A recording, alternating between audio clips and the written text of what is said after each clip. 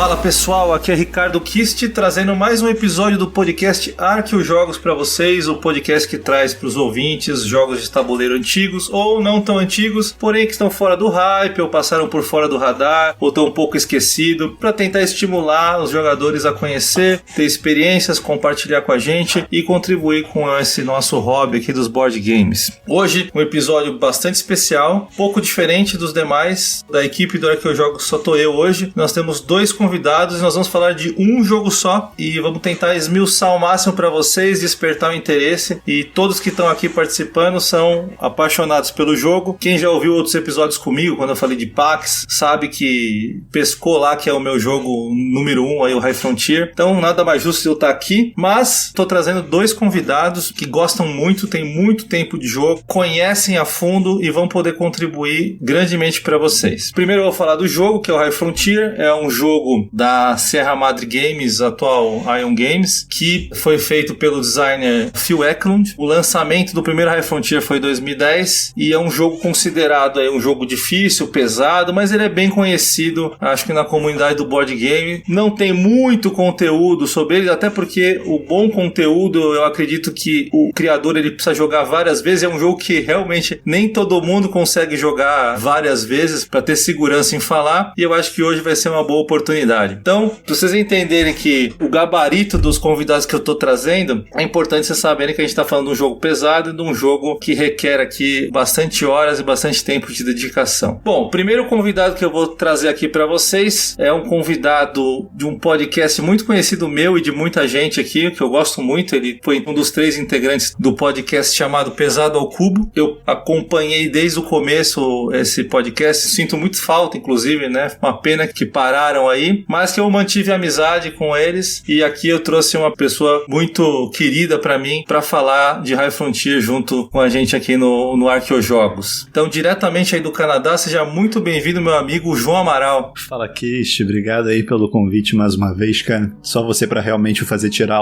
a poeira um pouco aqui do microfone. É um prazer estar aqui com você discutindo esse jogaço aí que é High Frontier. Pô, eu fico muito feliz. Tirando a teia de aranha do microfone aí, trazendo essa voz, né? O João tem a voz aí marcante aí dos podcasts de board games. E, não menos importante, trazendo mais um convidado ilustríssimo aqui. Eu acho que é o cara muito apaixonado pelo jogo, profundo conhecedor, não só aqui no Brasil, como em todo mundo, porque ele é o brasileiro que colocou seu nome no High Frontier, a partir de ter desenvolvido um modo solo que foi oficializado pelo design e pela editora. Eu costumo chamar ele de um embaixador do High Frontier aqui no Brasil, que é nada mais nada menos do que Vitor Caminha. Muito bem-vindo, meu amigo. Olá, Ricardo. Olá, João. Obrigado pelo convite. Fico muito feliz. É a primeira vez que eu participo de um podcast e espero ajudar a disseminar esse jogo, que é o meu top 1 de todos os tempos. Esse jogo espacial, eu sou apaixonado desde 2010, quando saiu, e até hoje tem um grande carinho ao longo das edições. Exatamente. E a gente percebe isso. Qualquer comentário que você fizer lá no Ludopedia sobre High Frontier, o Vitor te responde já, assim, rapidamente ele vai te dar uma resposta. E você também ajudou, né, a tradução para o português, né, Vitor, do manual?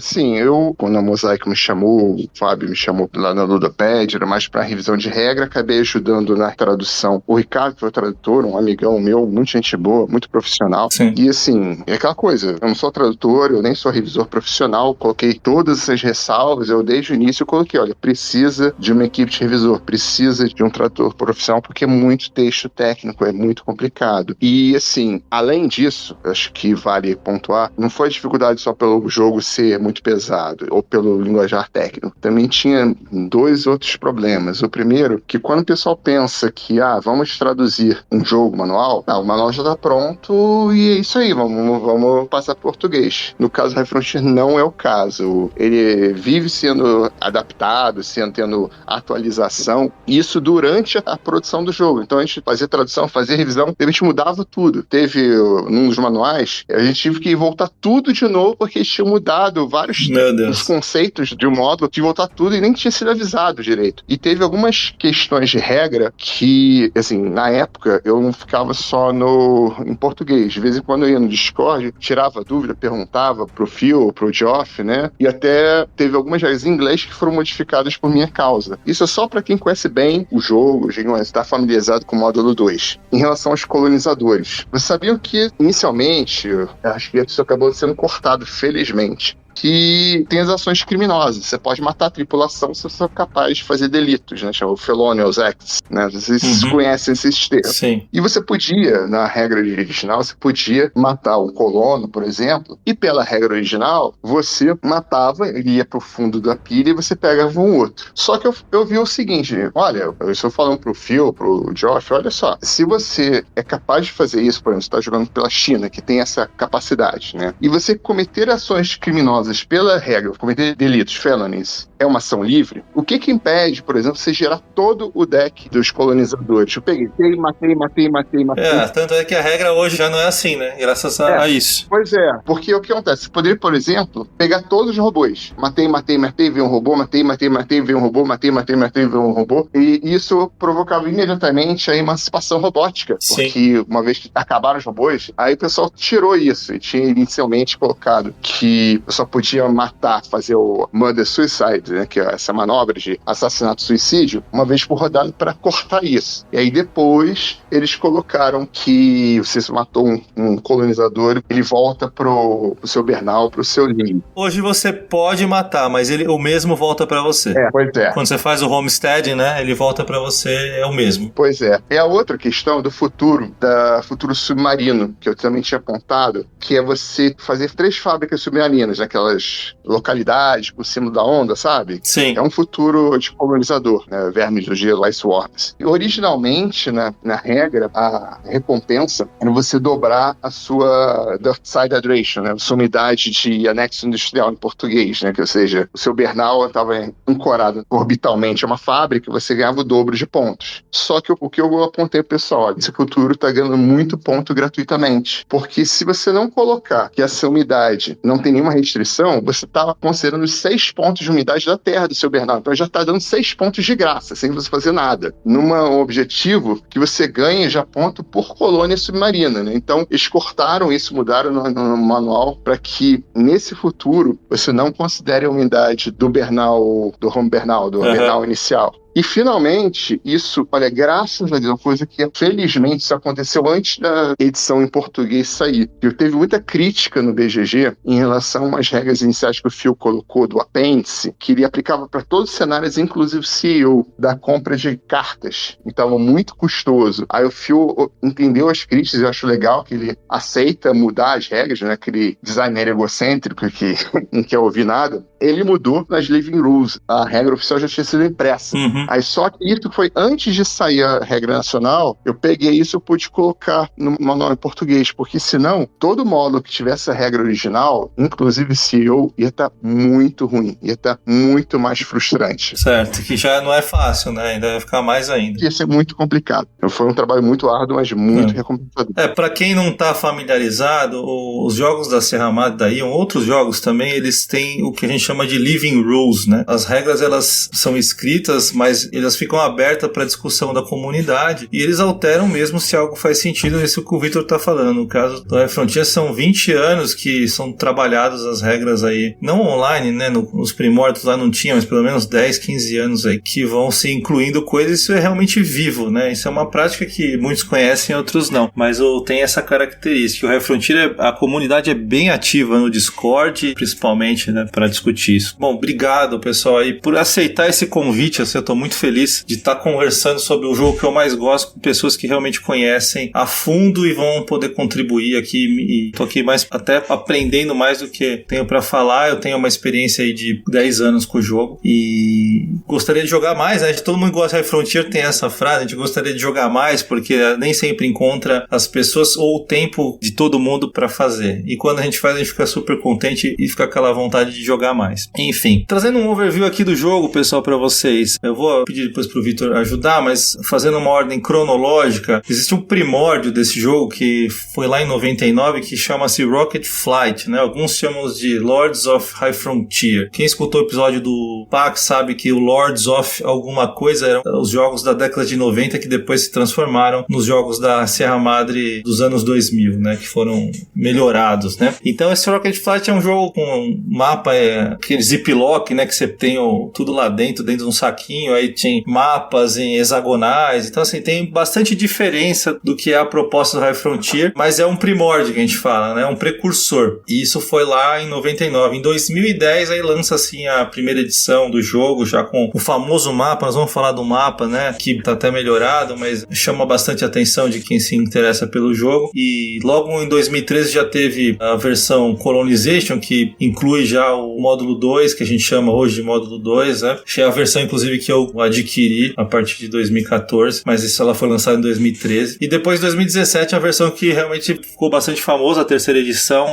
já mais deluxe, né, já melhorada, né, no ano de 2017. E em 2020 saiu o High Frontier for All, que foi trazido pela Mosaico aqui pro Brasil. No Brasil, o módulo 0, 1 e 2, quando a gente fala módulo 0, 1 e 2, hoje praticamente é o que a gente considera a essência do jogo. Se você jogar sem eles, ele é muito básico. Se você jogar com mais do que eles, você já está num nível bem avançado. Então, módulo 0, parte política. Módulo 1 tem os cargueiros e os propulsores de Terawatt. E o módulo 2, colonizadores, vai ter os colonos e os bernais, que são as estações aí espaciais que ficam em órbita. Então, basicamente, a gente vai abordar mais esses módulos. Depois, mais pra frente, eu falo um pouquinho dos outros que foram lançados também. Mas, Vitor, dá um overview pra gente sobre o jogo. Então, o que a gente faz? Quem somos nós no jogo? O que a gente faz? Só pra quem tá tendo o primeiro contato aqui saber, por favor. Bom, em High Frontier, assim, tematicamente, você representa uma facção, digamos, de uma agência espacial, pode ser governamental ou particular, sendo representada, espelhada em agências espaciais que existem no mundo, como, por exemplo, a NASA ou a Agência Espacial Europeia, ou até no Brasil, no promo do Brasil, que veio incluído na versão nacional, a AEB, né, a Agência Espacial Brasileira, ou organizações, tem o Anonymous, ou tem a China, né, como uma força nacionalista. SpaceX. É isso, SpaceX, bem lembrada, SpaceX, do Sr. Musk, né? Que tá super famosa agora. Um pouco famoso no momento, entre outras facções, a Agência do Chile, ou a ONU também está representada, e independente da sua origem, de que ideologia você tenha, no final, no High Frontier você quer explorar o espaço, mas também a parte econômica, não é um jogo econômico, mas assim, você produzir tecnologias que você não consegue produzir na Terra pela questão de processo, uma gravidade menor, ou outras condições locais, e que vão te alavancar a explorar o sistema solar ainda mais. E geralmente você faz chegando em asteroides, planetas, luas, você reivindica aqueles locais, constrói fábricas que vão fazer esses produtos. É como eu falo, assim, olha, quando você faz a primeira fábrica High Frontier, primeira vez, você faz aquela sua primeira carta especial, o universo sorri para você, você sente aquela melhora na sua qualidade, né? Assumindo que você tenha feito uma boa escolha. Então, isso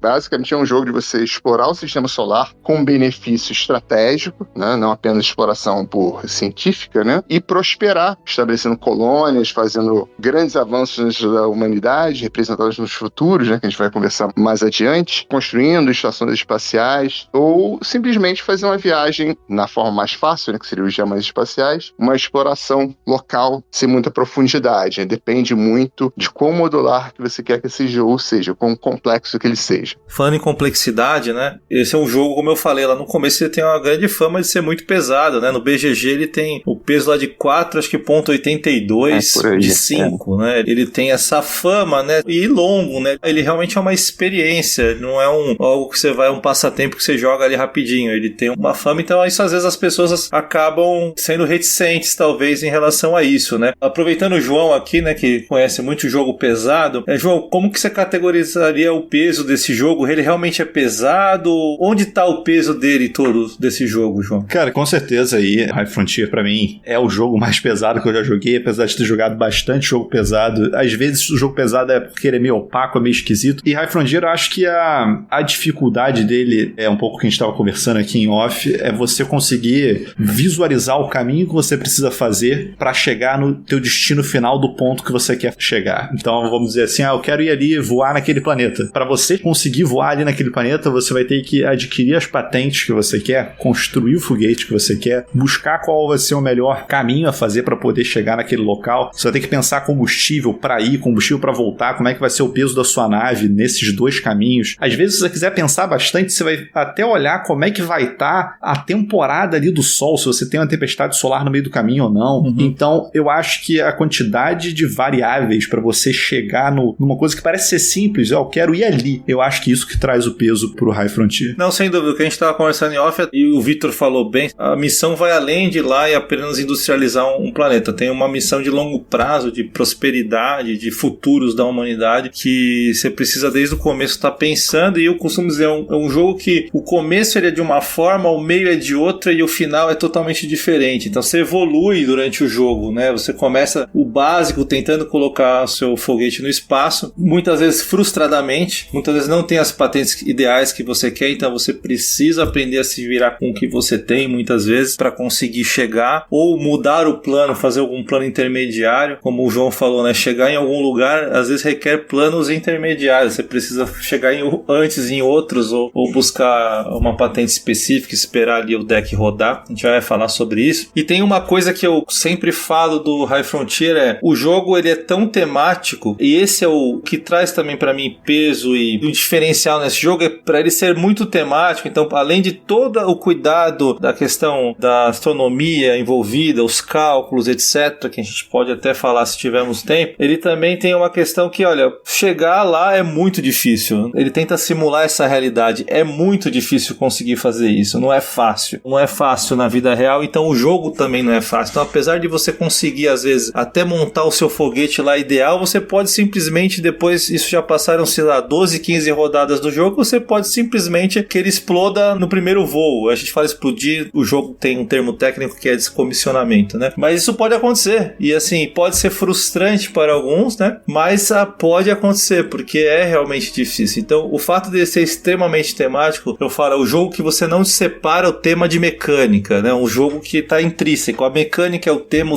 é a mecânica. Então, traz também esse peso, essa coisa diferente. Ah, mas tem dado, é aleatório, eu vou explodir se eu rolar o dado errado. É porque há uma probabilidade realmente disso acontecer no espaço, né? Sim. E a sorte está presente na vida real também. Sim, eu acho que você botou um ponto muito legal aí, cara, que eu acho que são duas coisas em relação ao High Frontier. Apesar de todo o peso dele, e como o Vitor até comentou um pouco antes, ele estava falando dos manuais plural, porque é plural mesmo, o jogo base, se não me engano, corrija-me se eu estiver errado, vem com 4 manuais, né? Então, assim, um manual com as regras, um manual com os solos, acho que 2 manuais de solo, e um manual só do apêndice, que é meio que uma regra extra. Mas o que eu acho que High Frontier é um pouco mais fácil do que outros jogos, que com certeza o pessoal da Arque Jogo conversa a respeito, é que não é um jogo que não faz sentido as coisas que você tem que fazer. Exatamente. Eu vou dar um pouco um exemplo, pode ser polêmico, mas talvez vocês tenham conversado a respeito, que me desculpe se eu não estou atualizando o que vocês fizeram, mas você falou um pouco de Pax. Pax Renaissance, por exemplo, é um dos Paxes que eu gosto do jogo, só que eu acho a regra dele extremamente meio opaca, assim, que você tem que fazer, apesar de ter o tema ali da Renascença, tá financiando as coisas, mas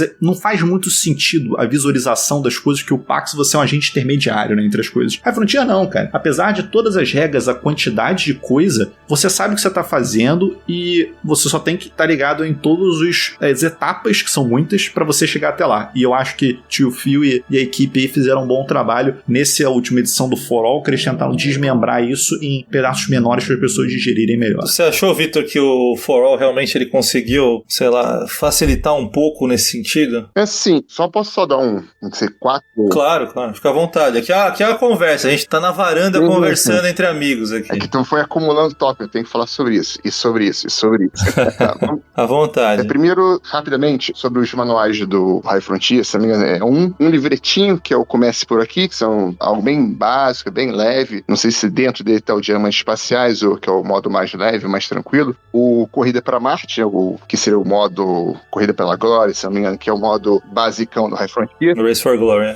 Tem o módulo básico, o Regras Base, né, que tem o grosso, tem o importantíssimo. Assim, eu vou deixar fazer um parênteses aqui, por favor. leiam o glossário. O glossário é importantíssimo no High Frontier. Não é só um termo de definição, tem regras que nos manuais você só vai achar no glossário. Isso é importantíssimo. Tem coisas que perde-se porque não colocou. Descubram o que é Phineas Fogg. Exatamente. Isso faz diferença no jogo, pode fazer muita diferença no jogo. Em relação à complexidade, concordo que é um jogo bem complexo, embora eu não sei se 4.8 seria a altura, eu acho, então eu colocaria acima de 4.5, mas não sei se chegaria a 4.8, porque assim, eu nunca joguei aqueles wargames mais pesados, tipo A Day at War, World in Flames, ou aqueles Monster Head, pra dizer que chega a esse nível. Eu não sei se o High Frontier chega nesse nível, mas um dado que eu queria pontuar também, assim, para avisar, para quem quiser conhecer o High Frontier, o estilo de escrita do Phil, né, e dos seus coautores é um pouco diferente, porque quando você vai, quero comprar um jogo tal, você vai ver o manual, tem toda aquela sequência de regra, enquanto do High Frontier, e eu imagino que os Pax, acho que ele deve ter esse estilo, tem muita referência cruzada entre as regras. Você vai para cá, e você tem que se familiarizar com esse tipo diferente de leitura de manual, que também não ajuda, você adiciona na opacidade das regras. O jogo já é complicado, tem vários conceitos que você está aprendendo, e ainda por cima, nesse estilo de ficar catando regra, até você se acostumar, isso é uma barreira adicional no jogo, né? E finalmente, sobre a questão de sorte, e assim, eu queria só colocar um ponto sobre que, assim, o espaço é imprevisível, você está à mercê da sorte, mas é uma coisa que eu gosto de falar em relação à aleatoriedade do jogo, tá? O High Frontier não te obriga a fazer nada. Você pode perder seu foguete cruzando os anéis de Saturno? Pode, mas ele te obrigou você a passar por essa rota em vez de... Não, de jeito nenhum. A gente só se arrepende depois, Você pode ter um componente crucial do seu foguete, você perder ele, ser decomissionado, porque teve uma tempestade solar, e você não antecipou isso, porque você tem como antecipar certos eventos. Você pode fazer isso. Sim, a maioria, né, Vitor? Vou dar um exemplo, assim, eu jogo há 10 anos. Na última partida eu fui na loucura de uma missão sem tripulação, deu glitch, eu me ferrei. Todo mundo viu, você deveria estar com uma tripulação. Eu falei, sim, eu deveria, então... mas às vezes a gente quer adiantar alguma coisa, não quer voltar pra pegar a tripulação, sei lá, alguma coisa nesse sentido, então você acaba, mas você tem toda a razão, você não é obrigado, é uma escolha que você faz. Eu já vi alguma frase falando, você pode jogar 100% sem risco no High Frontier, mas muitas vezes, numa partida competitiva, você tem que assumir riscos, né? Sim. E às vezes os riscos são a favor. Por exemplo, eu estou indo, por exemplo, uma missão para industrializar Ceres, aquele asteroide que tem 100% de chance de você reivindicar. Okay? Tamanho 6, né? 6 e com hidratação 4, umidade 4, né? Pra você não ter, pra qualquer robonauta servir, maravilha. Mas e se no caminho você resolve passar um turno pousar, sei lá, em Deimos, já que você tem um romonauta melhor, é 1 em D6 que você consegue reivindicar. E se você conseguir? E você tem carta pra isso? Por que não? Entendeu? Então, às vezes, você pode usar sorte a seu favor. Vai que. Mas se você quiser, eu preciso chegar nesse asteroide e tem 50% de chance de conseguir. Mas se eu não conseguir, eu não sei o que eu vou fazer. Desculpa. Então você não pode culpar. Você tem que fazer plano de contingência. A, B, C, D. Quantas letras for, pra você pensar o que acontece se a sorte não te favorecer. Você tem que pensar nisso. Eu queria colocar isso pra não achar que... Não, exato. Acho que foi bem pontuado, até porque pra não dar a impressão de que é uma sorte planejada do jogo, né? Uma rolagem de dado, alguma coisa. Ela não é. O dado é um simulador de alguma decisão que você tomou e qual a chance daquilo acontecer. Ele tem essa função de não deixar também, não é livre ao ponto de o que eu quero fazer eu vou conseguir. Não é. Existe a aleatoriedade, a imprevisibilidade que o espaço te impõe, mas você tem toda a razão, a decisão de fazer ou não alguma coisa é sua. Na primeira edição do High Frontier, a aleatoriedade era até bem mais forte, porque, assim, você chegou a jogar a primeira edição, Ricardo? Você, João, chegaram a jogar? A segunda edição praticamente é a primeira com o módulo colonizador. Tá, então eu acho que não tinha mais, se não me engano, só me corrija se eu estiver errado, que no mapa do High Frontier, na primeira edição, assim, tinha os pontos de queima, né, os burdens, né? Só que E era muito comum no mapa, esses pontos tinham uns triângulos, que eram esses triângulos que faziam, como não tinha limite de turnos, né, faziam avançar o ciclo de atividade solar e, de repente, você pega uma tempestade solar por movimento de outro. Hein? Só por alguém se mover. Exatamente. Ficou muito mais tranquilo nesse sentido. O High Frontier na prisão é muito mais cruel. Assim, eu fiquei feliz de conseguir fazer uns feitos legais, mas, assim, pra quem começa agora, nossa, é muito complicado. O limite de massa era muito mais rígido, para você pousar em certos locais era muito mais penoso, mais complicado. Então, tem a sua dificuldade, com certeza, mas, assim, tá mais respondendo ao que você perguntou, depois de todos esses parênteses. Sim, tá mais acessível. Você pode, quiser só jogar os diamantes espaciais para evitar toda essa mecânica de industrialização, só pensar em brincar em andar pelas rotas e calcular um combustível com um foguete bem basal, pode, não tem problema, né? E você pode acrescentar módulos, ou colocar o módulo Corrida para a Glória, né? Que é uma versão basal pré. Segunda e terceira edição mais limitada, mas já dá para ter uma noção do 80% do jogo. Você pode ir galgando aos poucos. Então, sim, hoje está mais acessível, né? Mas se jogar o modo full, sem dúvida, é mais complicado. Sim. Vitor foi muito preciso aí no que ele falou a respeito de você escolhe o que você faz, ninguém tá te obrigando ali. Ninguém tá te obrigando nem a jogar, né? Mas enfim, as decisões que você toma, que você quer tomar mais um risco ou menos um risco, é para tentar justamente forçar a mão ali e ter uma vantagem em relação aos outros jogadores. E relembrando aí a frase que eu lembrei agora, que eu falei no podcast quando a gente falou de High Frontier, que a grande vantagem do jogo ser no espaço é que ninguém vai ouvir você chorar que a rolagem do dado foi ruim. Né? Beleza, maravilha. Bom, eu acho que deu pra passar mais ou menos o que a gente pensa sobre peso, sobre dificuldade do jogo, né? Ele não dá pra enganar também que não é um jogo com dificuldade, mas eu concordo com o João, o fato do tema tudo fazer muito sentido ajuda, né, o jogador a entender e conseguir jogar, mesmo os jogadores que estão começando. Então isso é importante. A mensagem que eu queria passar também era isso, para não assustar, né? Olha, toda vez que você explica High Frontier, acho que nós três já fizemos isso muito, quando você vai explicando o conceito, as pessoas falam, nossa, faz sentido. E faz sentido. Então, por mais que esqueça ao longo do jogo alguma coisa, aquilo faz sentido. Eu concordo com o João que no PAX, por exemplo, Renascença, tem coisas que é difícil você entender. Não é que não faz 100% de sentido, mas é difícil entrar na nossa cabeça algumas coisas. E aí, a gente já tocou, né, em vários pontos de conceitos do jogo que a gente não falou ainda, né? O Vitor já falou de burns, de movimento, então eu queria também explorar um pouco, né, até para ficar mais tácito para quem tá ouvindo, alguns conceitos, né? Então, o primeiro conceito que eu queria explorar com vocês dois é como que o mapa é feito, né? Como que ele é apresentado, como que o espaço é apresentado para os jogadores. Por quê? Porque é diferente. Se você olhar, você não está olhando para um mapa do sistema solar, né, nas posições que você estaria acostumado, correto? Você está olhando para um mapa com vários corpos celestes e com várias linhas conectando eles, como se fossem caminhos, e em posições que às vezes você não esperava, ou você sai da Terra a Terra, um ponto ali no lado inferior direito, mais pro corner direito assim, inferior do mapa, e dali você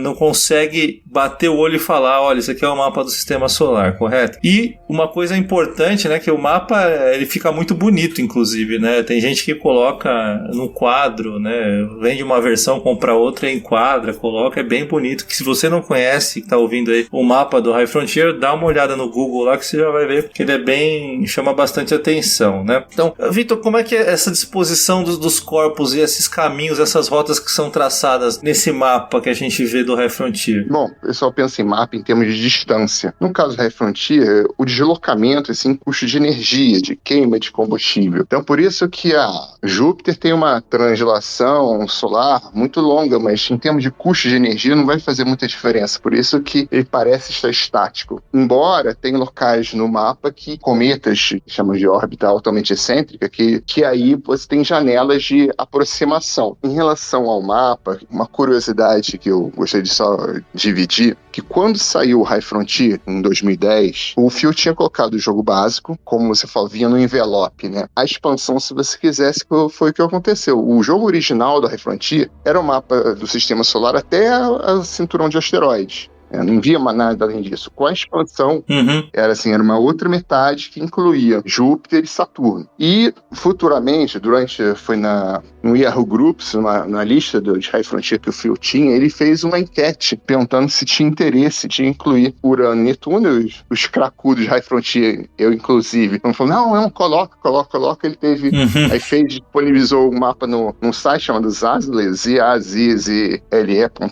Até comprei na época para chegar até Plutão. E, eventualmente, hoje expandiu até Sede, né? Tem os objetos transnetunianos mais diferentes. Mas é realmente muito bonito, assim. Eu brinco falando com as pessoas, para quem conhece mitologia de Call of Cthulhu, é como você vê aquele deus ancião, Shub-Niggurath. Você olha, não entende nada. Mas quando você compreende o porquê, é lindo. Você vê como é que funciona, o porquê, que objetos têm essa particularidade. Eu fiz algumas perguntas algumas vezes pro Phil. Por exemplo, tem um asteroide perto da Terra, chamado Cruitne, que é chamada, aspas, segunda lua da Terra, e tem um ponto de queima que é chamado Ferradura, Horseshoe. Aí mostraram no chat, né, que a trajetória dele ao redor da Terra parece uma ferradura. Pra mim parece mais um amendoim, mas tudo bem. Mas ele colocou isso no mapa. Tá lá, né? Porque eu perguntei ao Phil, o que é isso? Eu não faço a menor ideia, que era Geshenschein, um nome alemão troiano. Que ele falou que era luminosidade diferente desse cinturão de asteroide. Eu imagino que possa facilitar a colisão. Então tem vários easter eggs no mapa, espalhados, que eu vou deixar para quem quiser investigar no futuro, para não tomar tempo demais, que vale a pena ser investigado. Assim, vale a pena você estudar o mapa. Você vê o mapa, vê todas as particularidades. E tem fotos, né? Por exemplo, quando teve aquela sonda que tirou foto de Plutão, né? Que a foto ficou famosa, que ele até colocou aquela foto no mapa, assim, miniaturizada, dá pra ver que é aquela foto. Isso eu acho bem bacana. Não, ótimo, acho que é muita informação e é o que eu falo, o cuidado, científico, né, astronômico é muito grande, né, acho que a gente acabou não falando aqui, mas a formação do Phil é essa, né, ele é engenheiro espacial, né, isso. Então, apesar dele se enveredar aí pela série B, usa a parte biológica, o Pax, a parte histórica, ele tem todas essas qualidades intelectuais, ele realmente, o core dele é a astronomia e engenharia espacial. Muita gente aprende no jogo coisas que depois vai descobrir que realmente isso existe, né? Falando um pouco também, que a gente vai ter que entrar agora um pouco na parte de movimento, que é outro conceito importante do jogo. O mapa tem as linhas que vão ligando os lugares, né? E ali você vai ter representações de lugares onde é necessário fazer a queima de combustível, que são os burns que a gente fala. Isso é porque esse mapa ele tem essas distâncias, esses caminhos, ele é baseado no conceito astronômico chamado ΔV, né? Que a partir de uma determinada massa e tipo de propulsor que você tem, como que você precisa queimar combustível para chegar em algum lugar, numa rota pré-determinada. E você tem esses burns ao longo do mapa, então não é algo aleatório, não é algo assim, eu acho que vamos balancear o jogo, põe uns pontos aqui. São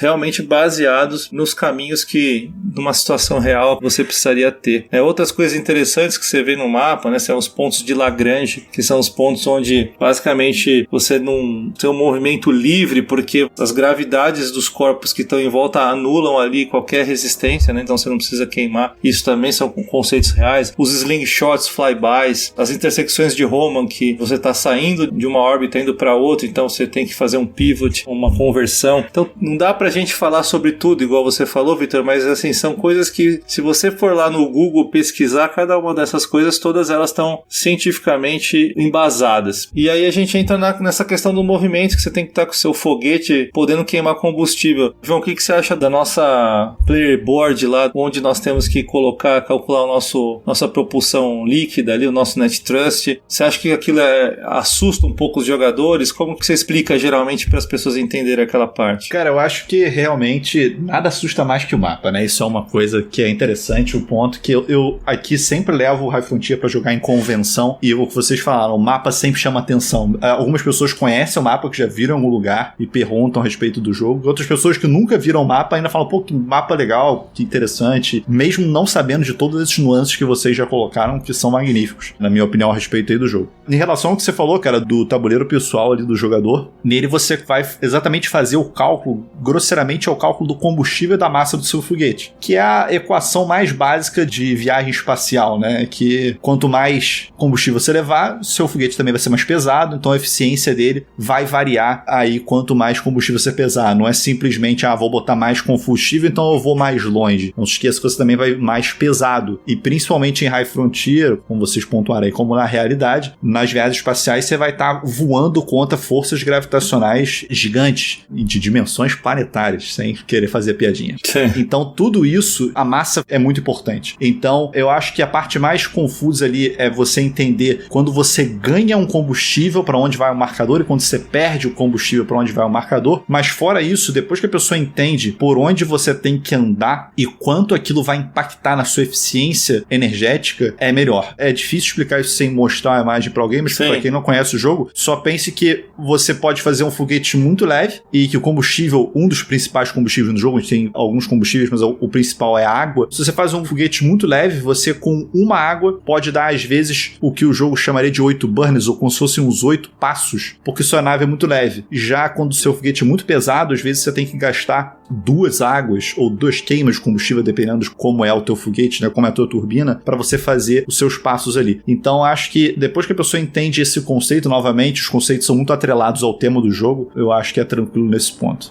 Depois que a pessoa entende o que você falou, né, você explica e flui, não é uma coisa que trava muito o jogo. As primeiras rodadas você acaba ensinando, ajudando, mas depois isso flui, eu acho. Também ficou, principalmente no For All, acho que ficou bem tranquilo, né? Pra quem não sabe, quando a gente fala montar nosso foguete, né, Victor? A gente tá falando em comprar patentes que são decks. Então, por exemplo, esse caso que o João falou, que seu foguete ele tem muita propulsão ou não, ele tem uma relação de queima de combustível e distância que ele pode correr boa. Isso é um dos decks, é o deck de propulsores, certo? Então, isso a gente chama de patentes, que é o que você tem que comprar e depois construir ele na órbita da Terra, né, no Low Earth Orbit, na órbita abaixo da Terra ali. Explora um pouquinho mais essa questão das patentes aí, Victor, para o pessoal entender. Não, perfeito. Só fazer 2 apartes sobre a questão do movimento.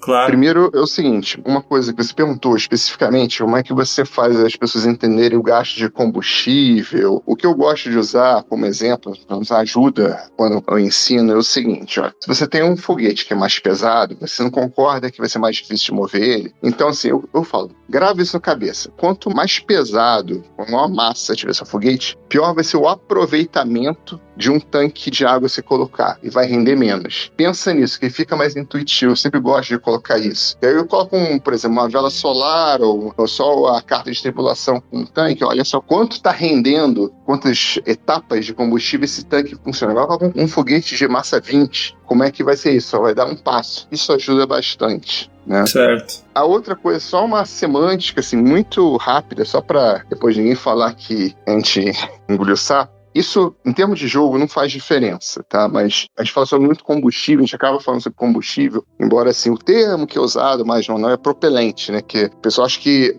não é uma coisa comum, não é um conceito que é muito visível para quem não é da área aeroespacial, né? Eu, inclusive. Não é baixo você ter o combustível, você tem que ter massa para empurrar para fora do foguete para ele se deslogar para o outro lado. Então, a água é um meio bem otimizado para fazer isso, ou sedimento que usa, né? Então, assim, a gente trata como combustível, embora o termo que ele usa mais no manual é de propelente, que se gasta. É propelente. Exatamente. Algo que empurra, né? Algo que no momento em que sai, é expulso da aeronave, ela vai pra frente. Exatamente. Seria o conceito mais correto, né?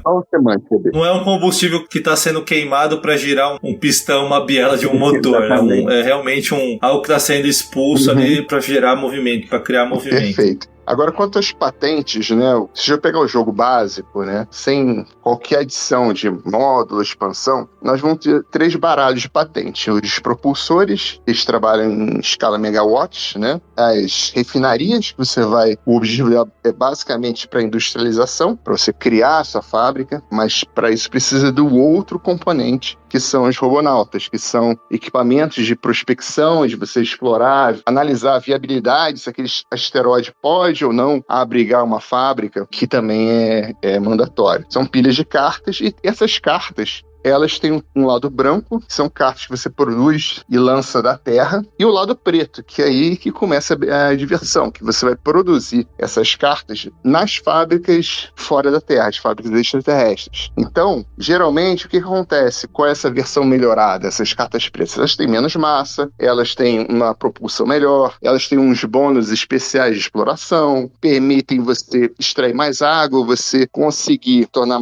viável certos asteroides extremamente secos. Então, ele dá um avanço nessa estratégia espetacular. Agora, se você quiser adicionar, ainda no jogo básico, as expansões dos módulos de apoio, né, os suportes e os apoios, aí você passa, as cartas têm menos massa, em geral, mas você vai precisar, olha, se você quer que usar esse propulsor, ele precisa de um gerador desse tipo. Tem um baralho de geradores, que também podem ser produzidos em fábricas extraterrestres que vão ser mais eficientes. Também tem reatores. Ah, mas esse reator esquenta demais. Como é que eu vou dissipar o calor? É uma coisa que a High Frontier, que me ensinou muito de astronomia, você pensa, puxa, está superaquecendo, mas no espaço eu não sabia que você não consegue dissipar o calor normalmente. Você precisa de radiador. Então você tem que trazer esse tiracolo. Então cria uma dinâmica, até para alguns, um pesadelo logístico de como você vai fazer um foguete funcional para chegar até o local e transformar isso num benefício de uma fábrica, de produzir mais cartas mais poderosas para continuar a sua exploração extrasolar. E aí, finalmente, à medida que você acrescentar os dois módulos, o módulo 1 e 2, aí entra os propulsores gigawatt, o terawatt, as estações espaciais, os cargueiros espaciais e um baralho que eu acho legal colocar uma observação, que são os colonizadores. Colonizadores não são patentes, tá? Então, na quarta edição, não é algo que você pode comprar assim normalmente, você tem que fazer certas manobras para obter eles. Sim. Então, acho que isso fecha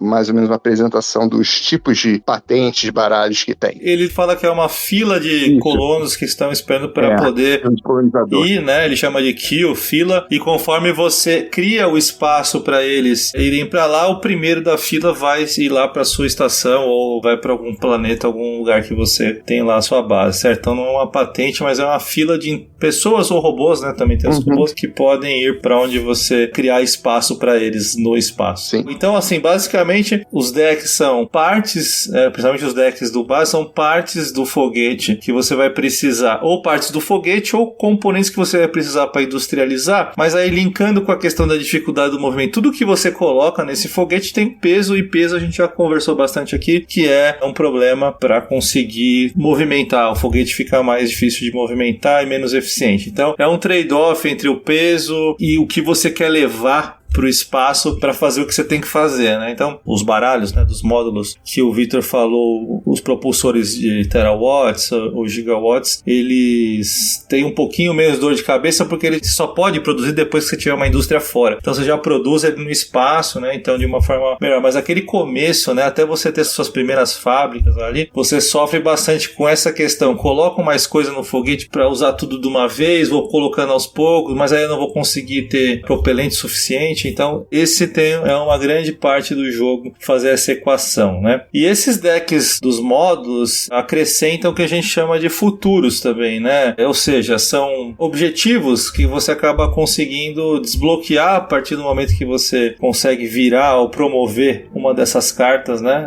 novas. E aí isso traz mais uma dimensão para o jogo, que é conseguir alcançar um objetivo que vai te dar, além de muito ponto, mas ele simboliza, acho que o Victor até falou um pouco de coisas que são importantes para o futuro da humanidade, né? João, vê se você concorda comigo. Acho que isso acaba se tornando essencial para quem já joga High Frontier há um tempo, ou pelo menos já jogou mais de uma vez, ter isso, né? Ter os futuros como parte importante do jogo, né? É sim, cara. A gente vai falar aí pro próximo tópico, então eu vou esperar na primeira experiência com High Frontier. Eu tive uma experiência muito mais tardia que vocês. Eu comecei a jogar High Frontier na terceira edição, mas eu sempre tenho a sensação de que High Frontier é o jogo com os futuros, cara.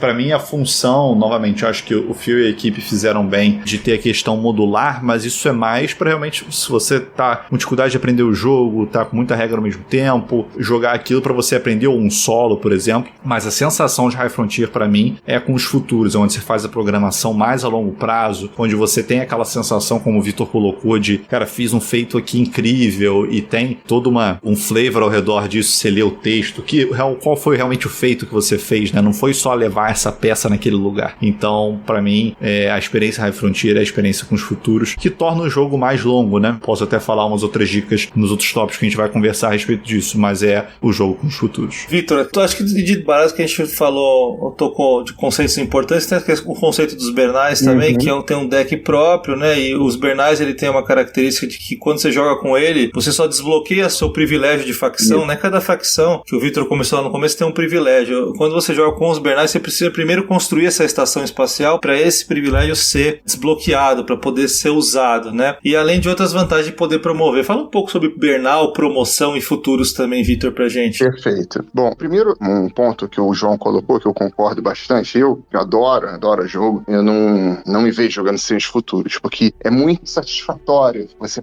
conseguir jogar, arremessar um cometa em cima de Vênus, eu consegui criar um mini buraco negro, eu consegui fazer uma nave de cascos de amônia congelada para fora do sistema solar, é muito legal isso. Levar 14 isótopos de Astra. Tudo bem, é possível sim, né? E o que eu coloco, assim, quando você vai galgando a estratégia High Frontier, primeiro você vai subindo degraus, primeiro você sabe montar um foguete, depois você começa a saber como se movimenta para você não ficar perdido, sem chance de voltar para a Terra, vai ter frustração, vai ter dificuldade, você vai ter missão que você vai jogar no lixo, perder muitos turnos para isso vai acontecer, mas faz parte do aprendizado. E aí depois, o próximo degrau, você conseguir fazer uma fábrica, depois saber usar estrategicamente essa fábrica, depois de começar a brincar com os elementos dos módulos, né, 1 e 2, fazer uma estação espacial, que é o Bernal, né? O Bernal é uma estação espacial, tanto em órbita da Terra como orbitando uma fábrica, que tem vários benefícios, já volto a falar sobre ele, fazendo os cargueiros, os foguetes. Quando você faz um foguete gigawatt, um propulsor gigawatt e terawatt, você voa muito rápido pelo tabuleiro, é muito legal você ter essa sensação de não estar se sentindo mais ancorado pela logística do sistema solar. Você tem que tomar cuidado. Tirou um saco de cimento das costas.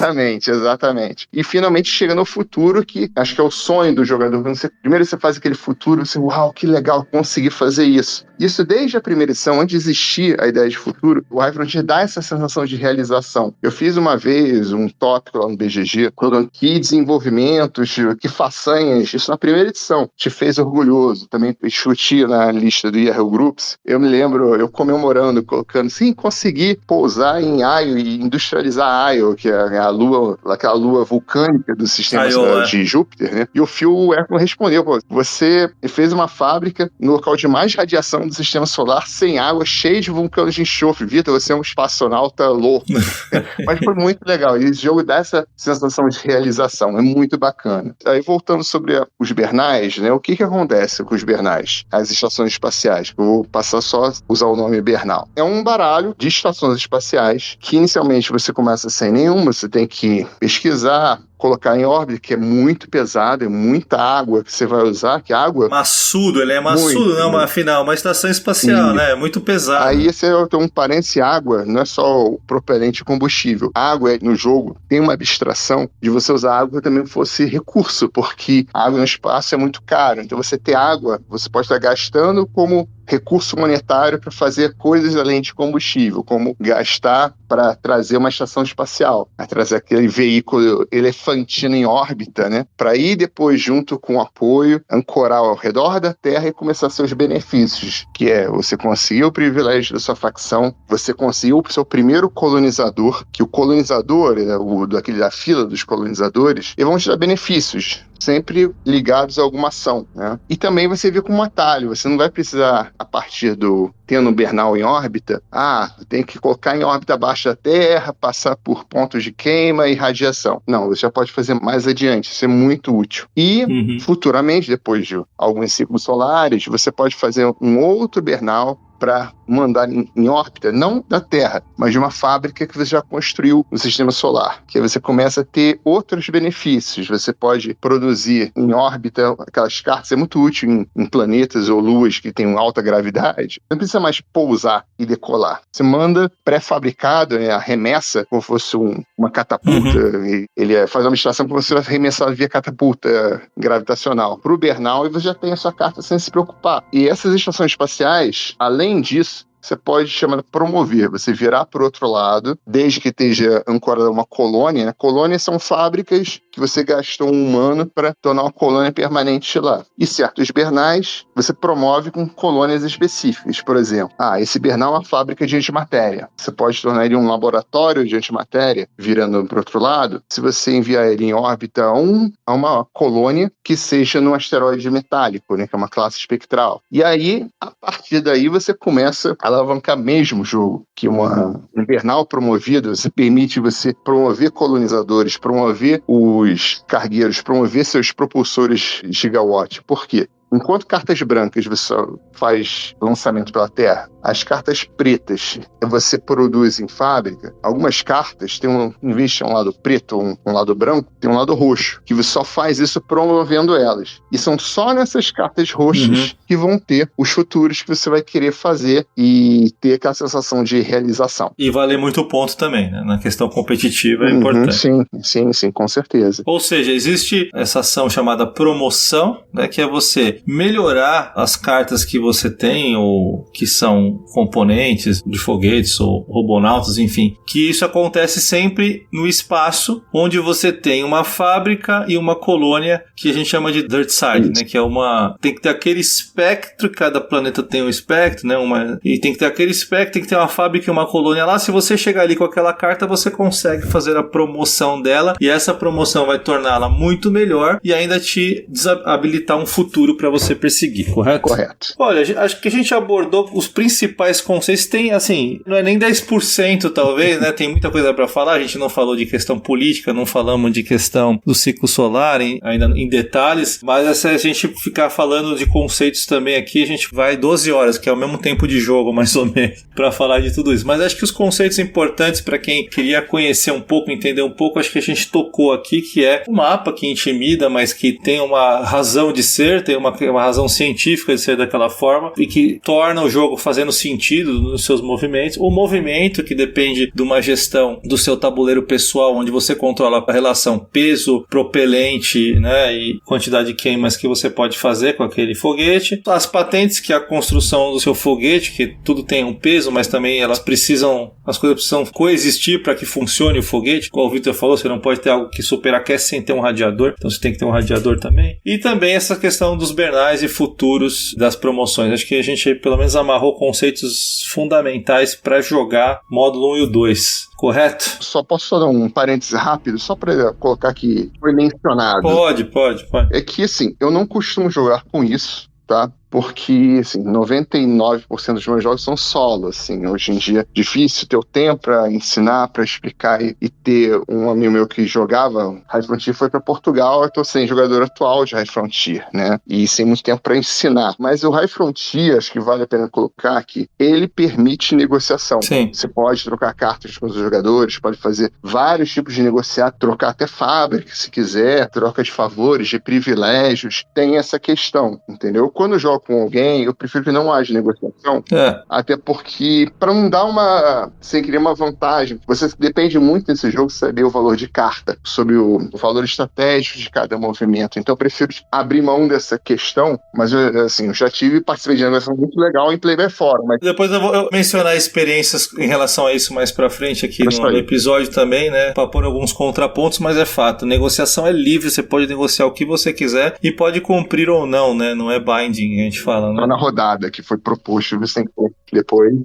depois já era. Então é isso, gente. Em termos de conceitos, assim, vamos dar uma respirada, né? Porque conceito nesse jogo é algo pesado. Vamos falar um pouco sobre experiências pessoais. Eu queria aproveitar os convidados e perguntar, João, qual foi seu primeiro contato com o jogo? O que te despertou interesse? Como é que foi? Conta a história pra gente. O que te atraiu aí? Cara, sinceramente, eu tô tentando lembrar o que me despertou interesse. Mas o que foi interessante aqui, eu já jogava, obviamente, outros board games há um tempo, e foi interessante esse encontro aqui, porque a minha primeira experiência com High Frontier foi com o Vitor.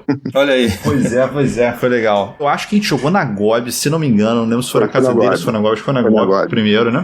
E assim, cara, eu me lembro que até o Vitor já jogava há muito tempo, né? E vou até colocar um ponto que algumas pessoas veem isso como um ponto negativo, tá? Pro jogo, como é um jogo muito difícil de arrumar gente pra jogar, e às vezes você tá ensinando, acaba que faz parte de você gostar do jogo, você gostar um pouco do multiplayer solitário, que eu lembro quando o Vitor me explicou o jogo, ele me explicou tudo, eu falei, cara, entendi, beleza, entendi os conceitos, mas eu não vou ser um jogador competitivo, cara, contra você. Tipo, eu vou estar aqui brincando e tal. E o Vitor é um cara extremamente gente boa, ele falou, não, cara, faz o teu, tá tranquilo, vamos aqui, a gente tá aqui se divertindo na companhia do outro, batendo um papo, enfim. Então, isso eu acho que, não vou dizer que é específico do High Frontier, mas isso é uma coisa com jogos em geral mais pesados. Quando você tem uma barreira de entrada muito grande, às vezes é difícil num jogo você ter com que os jogadores estejam ali realmente competindo um contra o outro. Então, eu acho que a experiência do jogo é tão legal que você, mesmo que você esteja jogando um jogo que parece que você não tem muita competição, que muitas pessoas acham que isso é o que traz divertimento no jogo de tabuleiro, o jogo é divertido apesar disso. É você tá fazendo aquilo, fazendo aquele feito com outra pessoa tentando fazer outra coisa que às vezes dá certo, às vezes não dá. Então, apesar dessa primeira experiência, eu ter jogado com o Vitor, ele explicou maravilhosamente o jogo, mas eu não conseguia, isso foi a terceira edição falando isso, eu não conseguia executar tudo aquilo naquela partida, mesmo assim uma experiência muito prazerosa, apesar de não ter sido uma coisa competitiva. E um adendo, que eu já até acho que falei isso algumas vezes, que a quarta edição fez com os módulos, foi exatamente o que na explicação o Vitor colocou pra mim, eu tentei fazer, que eu basicamente ignorei metade do jogo quando eu tava jogando. E eu acho que até quando a gente for jogar Kish com o Mozolovo há um tempo atrás, foi uma experiência similar. Então, assim, eu sempre vejo as pessoas aprendendo High Frontier fazendo isso. Naquele jogo eu e você, praticamente rushando pra futuro, etc. E eles, o Mário e o Pedro...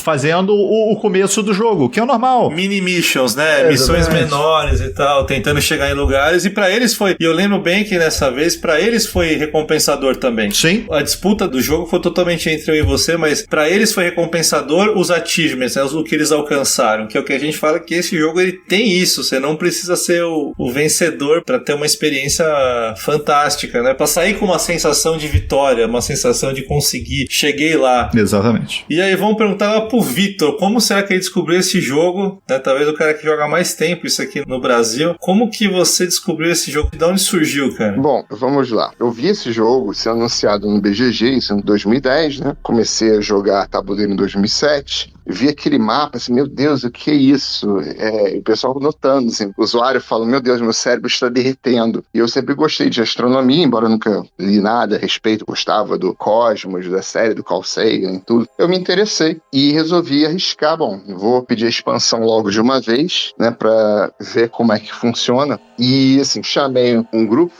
foi o Leandro Pires, né, designer do Tsukishi, do Roll Right de Aventura, que esqueci o nome, foi mal, Leandro. O Rodrigo Gonzalez. Paper Dungeons, que é o mais famoso. Obrigado.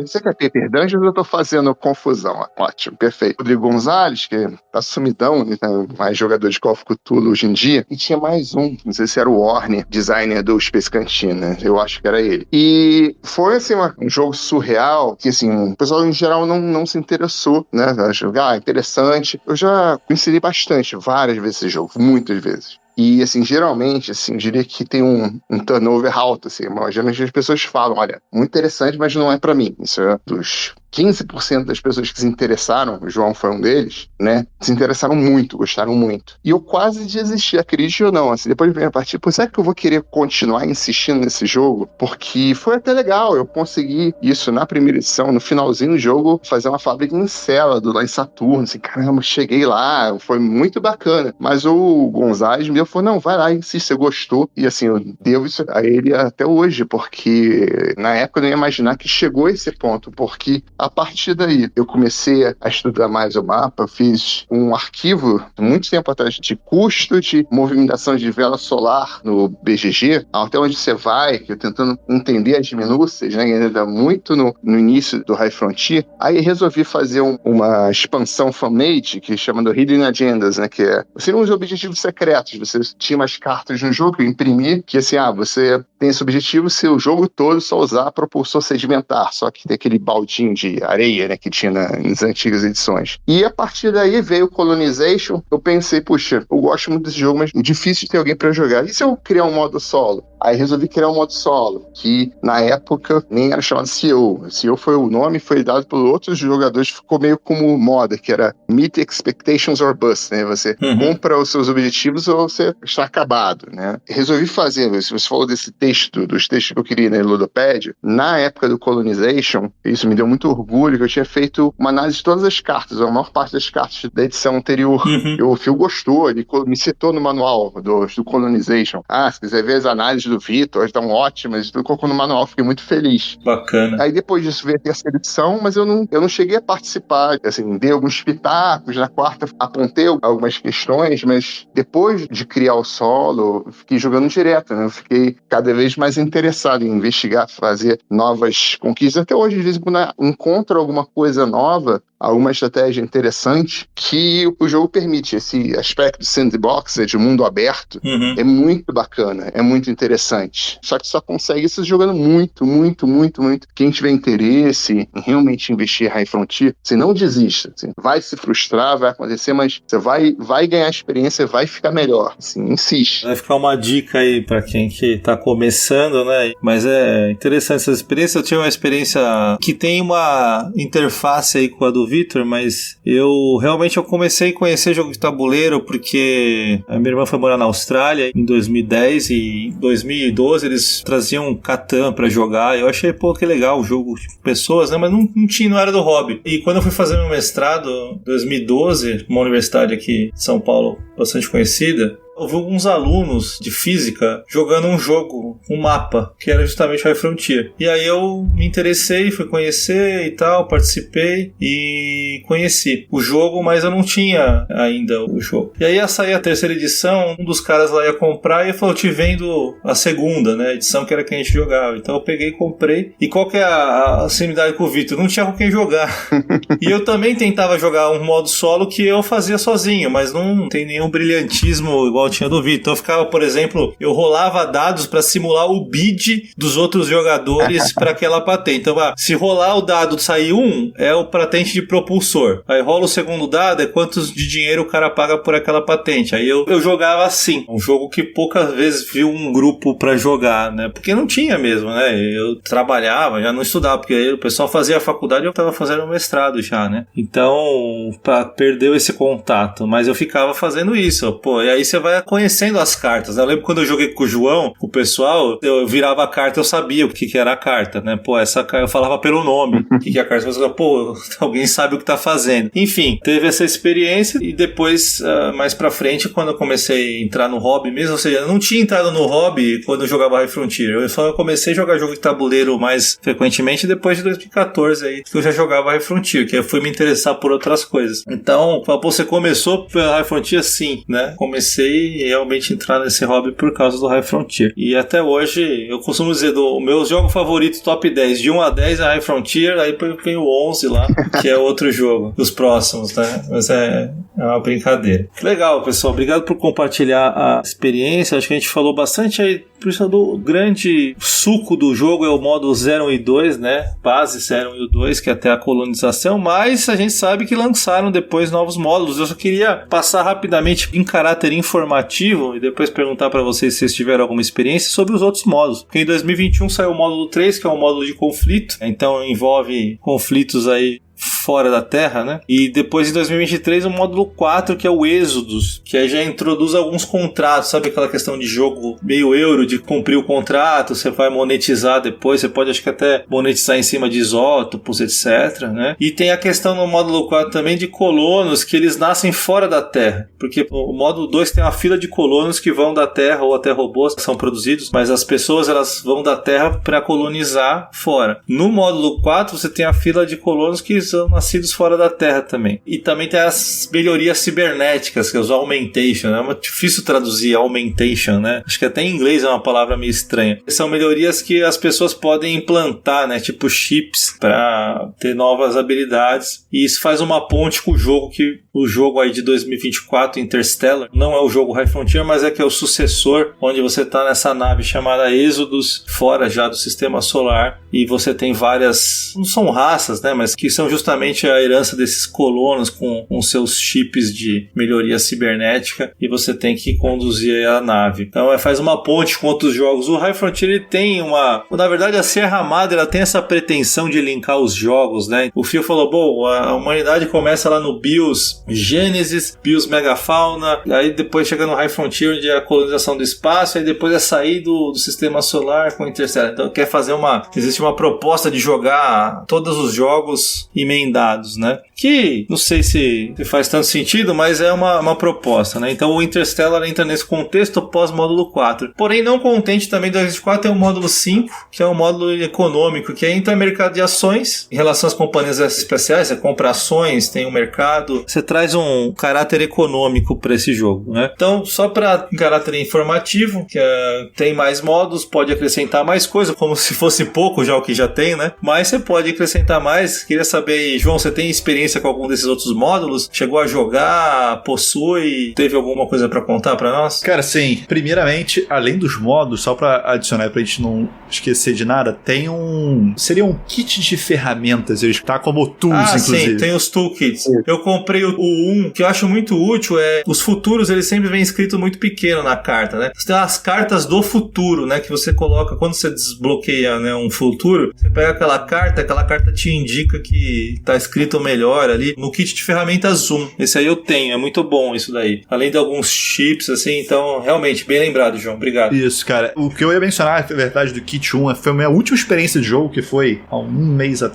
meses atrás, que foi um amigo daqui que falou, cara, joguei com isso e achei sensacional. Porque, assim, o jogo com os futuros, que acho que todo mundo aqui concordou que é a experiência High Frontier mínima como jogo completo, ele tem 84 turnos. Quantos turnos? Me lembro. 84. 7 vezes 12. Beleza. A memória não falha. Então, 84 turnos. Muita gente, eu inclusive, acho que o primeiro ano do jogo, são os primeiros 12 turnos, são um pouco arrastados, porque basicamente um monte de leilão pra você montar o seu foguete. Então, basicamente são pessoas competindo com leilões pra pegar as patentes até você montar o foguete. Você realmente, se você for muito bom, assim, eu já vi o Vitor fazer, isso ia ser muito bom, no metade daquele primeiro ano ali você consegue fazer um foguete voar. Tá? Então, assim, às vezes um pouco antes. Nunca consegui. O João consegue fazer o foguete voar ali, vou te dizer, no último quarto desse ano. Acho que foi o melhor que eu consegui fazer ali. A season vermelha do primeiro ano dá. É difícil, mas dá. Isso. Então, quais são alternativas para isso? Normalmente, como sendo um jogo longo. Antes eu jogava com um modo que vem, se não me engano, no jogo base, que você só, em vez de fazer um leilão, cada jogador no seu turno pega uma carta dessas. Eu esqueci qual é o nome. Quick Start, é o Quick Start. Quick Start. Então, Quick Start é cada jogador pega uma carta no seu turno. No final daquele primeiro ano, você tem 12 cartas na mão. Aí você decide quais você quer começar. As que você não quiser começar, você faz uma venda ali por uma água. A venda normal no jogo você consegue vender por mais, mas enfim. Isso determina quanto de água que você vai começar. Como o Vitor colocou, é também como se fosse o dinheiro no jogo. E as cartas iniciais. E você já meio que acelerou aí um ano do jogo. Nessas ferramentas que o Christian mencionou, tem um livro de regras com umas cartas especiais que se chama Jumpstart. Vem um baralho no cornerzinho assim, tem uma cor pintadinha pra você saber que é o Jumpstart. Isso. Eu não sei se vocês tiveram a experiência de jogar com eles. Não, eu não joguei, né? Então, assim, recomendo pra vocês, ou qualquer pessoa, na verdade, quem for começar... Vocês não. Pra qualquer pessoa que for começar a jogar High Frontier, ou não jogue High Frontier bem como eu, apesar de eu gostar do jogo, o Jumpstart, ele é o seguinte, eles são um preset de naves. Eles, se eu não me engano, são 8 naves prontas. Então é assim, é um deck de cartas que tem um propulsor, um reator, se ele necessitar do reator, o radiador, tem todas as cartas que você precisa para ter um foguete funcional. E no manual, ele descreve qual é meio que a tua estratégia com aquele foguete. Então ele tem, por exemplo, uma nave ali, que é a nave de vela solar. Ele otimiza aquele deck para você ter um deck otimizado para começar o jogo.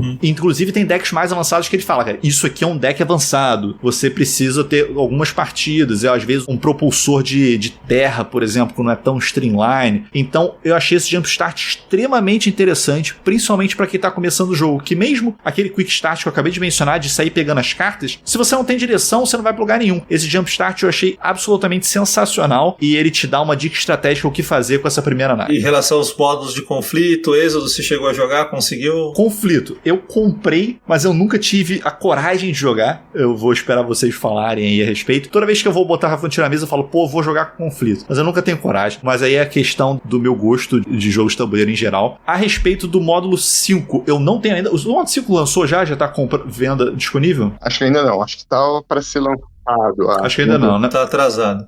Pra variar. 24 era a data, mas não saiu. Beleza, mas vou ficar de olho que eu já vou pegar ele com certeza. Tem uma pegada que me parece que eu gosto. Módulo 4, Êxodos. Eu joguei com ele 2 vezes. Eu tentei botar só algumas coisas do módulo, porque o módulo tem muita coisa, tá? Ele lembra, assim, o módulo 2 da vida. E eu joguei essa última vez, há uns 2 meses atrás, com o Êxodos inteiro. Eu achei o módulo Êxodos excelente. Também eu jogaria com o módulo Êxodos com novos jogadores, uma parte dele pelo menos. E eu vou te explicar por quê. Eu não vou entrar em tantos detalhes, senão vou alongar muito aqui, mas a parte que o Chris falou dos contratinhos, ele não vou dizer que facilita, mas ele flexibiliza a tua estratégia monetária no jogo. Eu acho que, obviamente, jogadores talvez tenham mais raiz ali, de que o jogo é um jogo extremamente apertado de dinheiro, você tem que fazer uma economia fluir, talvez desgostem um pouco disso, mas o que eu achei interessante do Êxodos é que os contratos, eles são o seguinte, o contrato ele te paga adiantado. Então, basicamente, digamos, o contrato não demora muito tempo. O contrato você abre, ele é um leilão, parecido com um leilão para as outras cartas, só que ele é um leilão de em quanto tempo você completa aquele contrato.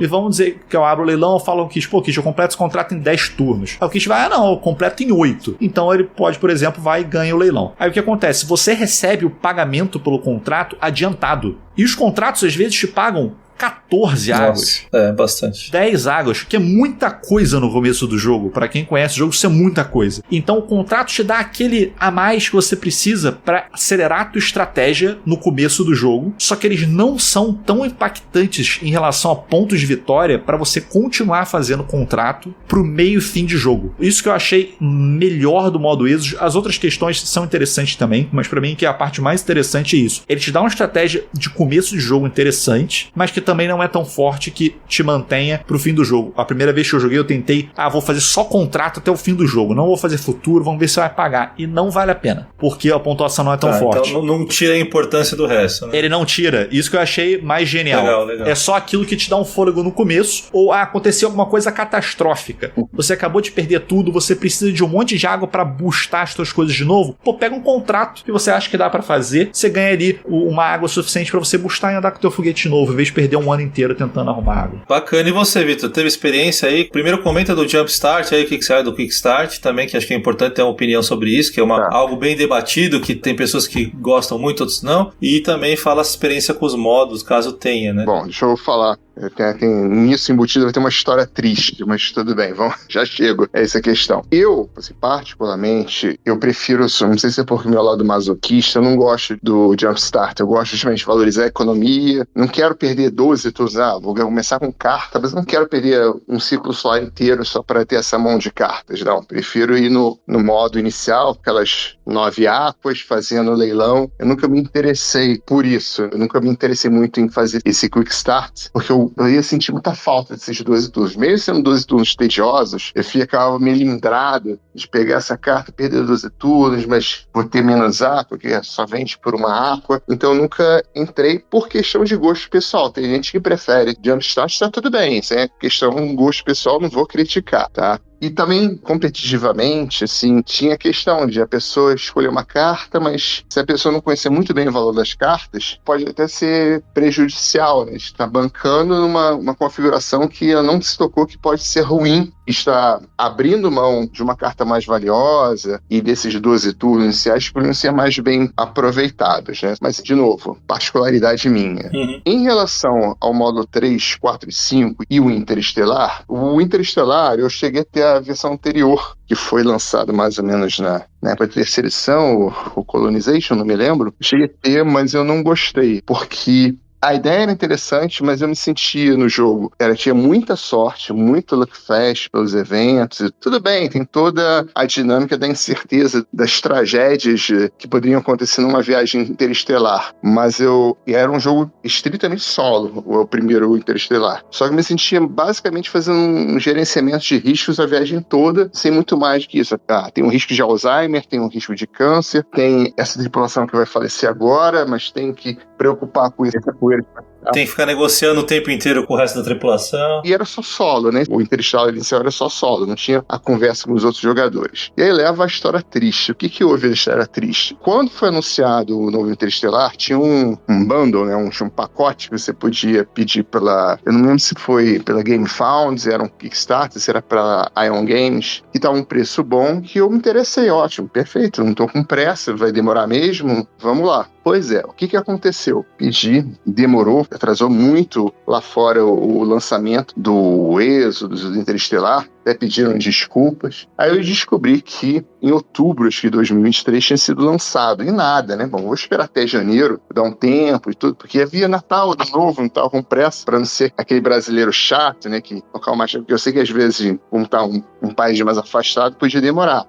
E nada. Ou seja, eu fui de janeiro até fevereiro para conseguir uma resposta da Ion Games. Eles estavam totalmente perdidos, não sabiam como é que era, como é que ia ser entregue, até para questão de tributação, né, para ter algum código de rastreio. No final das contas, eles falaram que não podiam entregar e reembolsaram. Ou seja, não consegui nada. É raro, mas acontece muito. Pois é. Mas com a Ion Games, né, foi muita desorganização. E assim, o módulo 3 a gente tinha conseguido antes. Eu tenho o conflito. Só que minha situação é parecida um pouco com a do João. Eu nunca me interessei em colocar, nem a questão de ter coragem, de me interessar em colocar o conflito na mesa por 2 motivos. Primeiro, como eu falei, eu não tenho tido gente para jogar e mesmo na época eu jogava com 1 ou 2 conhecidos, eles não tinham experiência suficiente para colocar o conflito. O conflito é um modo que a perda fica muito mais aguda. Você fica mais travado, de interromper o movimento, você está movendo um ponto, tem um foguete inimigo, você tem que parar, então deixa o jogo mais travado, você pode perder fábrica, você pode perder um foguete, então num jogo que já é cruel, não me interessou. Tinha a parte da política que é mais dinâmica, porque ele coloca em torno da Terra eventualmente ter uma luta pela independência das colônias, que não tem independência, ou serem fiéis à Terra, o que é legal, que isso muda bastante a pontuação no final do jogo, mas da forma que foi feito, não me interessou. E para solo, eu achei muito trabalho para pouco benefício. Eu tenho lá, assim, de vez em quando eu olho a caixa. Não faz sentido, para solo. Não me interessou. E o 4, como eu fiquei esperando até esse ano, né? Até só em março desse ano que eu tive essa resposta, eu não parei ainda agora eu vou procurar o Êxodo. Eu li online o manual, achei muito legal, achei muito interessante a parte eu diria que augmentation, talvez, uma tradução seria aprimoramento cibernético, né? Que é bem interessante. Os contratos achei brilhante, como o João colocou, essa ideia de você se comprometer, ganhar um benefício, mas depois ter que correr atrás, achei muito bacana. A minha única reserva que eu tive foi que, em relação à economia do banco de isótopos, que eu achei interessante, ele deixa, basicamente, assim, ele deixa menos trivial você passar pelo perigo. Que teste de perigo, de falhar não é opção, que você paga 4 aquas e evita, que, assim, é custoso e tudo, mas dependendo do que você estiver fazendo no jogo, é um non-brainer. Você faz porque não vale a pena e você, no meio pro final, você já tem bastante água, né? Ele deixa mais caro, passando a você ter que pagar isótopo e tudo. Não tenho problema com isso, mas, João, se você me corrige, tá? Isso já foi a lembrança quando eu li o manual, uns meses atrás, que, assim, quando ativa, um dos fatores que pode ativar esse banco de isótopos, que deixa mais caro você passar por perigo, ter que pagar isótopo em vez de 4 aquas, é se você colocar em órbita 2 estações espaciais específicas, 2 Bernais, que são justamente os que deixam mais barato o lançamento em órbita, que é o ciclo de Lofstrom, e mais um, que é o elevador espacial da Terra. E, assim, eu só fico preocupado que, se você logo no início mandar um Bernal desse, você automaticamente força que o banco de isótopos, e numa etapa que ninguém vai ter acesso a isótopo nenhum. Só fiquei preocupado com esse porém. Mas o resto, a ideia dos aprimorantes cibernéticos, e deixa até mais difícil, aparentemente, você ter a promoção de cargueiros, você precisa ter mais aprimoramento para simular a evolução da humanidade. Eu achei muito legal. Tenho interesse, quero jogar, mas, assim, como ainda não tenho uma confiança de como eu vou obter esse jogo, porque com certeza eu não vou encomendar mais pela Ion Games, porque depois dessa pataquada toda que fizeram com a minha encomenda, né, ainda tem que correr atrás para conseguir uma cópia do módulo 4. E o módulo 5, assim, uma confissão, não me interessou, porque eu não sou fã de mercado acionário, os 8xx, aquele esquema de Império, sempre foi minha criptonita. Ok. Me dá um mapa do High Frontier pra eu debulhar, mas eu sempre tive dificuldade. Esse jogo tem o seu dinheiro, o dinheiro do jogador, o controle acionário, isso é um banano totalmente, assim, não é a minha praia. Sim, é uma questão de gosto. Pois é, não é a minha praia, então não cheguei a correr atrás, porque tudo tá direcionando para essa questão de mercado acionário que não é meu gosto. Tem gente que vai adorar, com certeza, mas assim, eu não me vejo me aventurando inicialmente, talvez um dia encontrar o João, vamos jogar High Frontier, me explica isso aí, super topo, mas eu acho que não vai ser muito a minha preferência. Pô, legal. Queria fazer um tópico agora, assim, pra gente tentar fechar, né, mas tentando naquela proposta de convidar novos jogadores, né, de despertar interesse. Queria trazer pra vocês, assim, qual é a forma do jogador jogar bem High Frontier. Costumo dizer, o Vitor tem lá na Ludopedia, se você entrar, tem textos e textos sobre estratégias diversas, sobre como você pensar o jogo e como você avançar ou buscar os achievements, né, alcançar os objetivos interessantes no jogo. Você pode até consultar lá, depois a gente pode deixar os links na página do High Frontier na Ludopedia. Mas eu acho que é legal a gente fechar aqui o podcast, tanto dando dicas para quem está interessado em começar, como também não só dicas de, olha, faz desse jeito, ou começa dessa forma, mas também o que eu preciso dominar no jogo para poder jogar bem. Então, uma das coisas que eu costumo fazer com novos jogadores, recentemente eu coloquei na mesa para 3 jogadores novos, que é o meu grupo de jogo aqui que a gente joga toda semana. Pegamos aí um feriado, começamos às 10 da manhã, teve 2 horas e meia de explicação, né, módulos 0, 1 e 2 e mais aproximadamente 10 horas de jogo, 12 horas de jogo. Mas o que eu acho fundamental para começar a jogar High Frontier não é que é fundamental, tá? A palavra tá errada, não é fundamental, mas o que eu acho que ajuda muito é começar com alguém, entre aspas, mestrando, né? Um jogador experiente, igual foi o caso do João, um jogador experiente que tá ali para conduzir a experiência, para tirar entraves possíveis, para não ter que ficar voltando em manual, etc, etc. Então acho que esse é o primeiro ponto.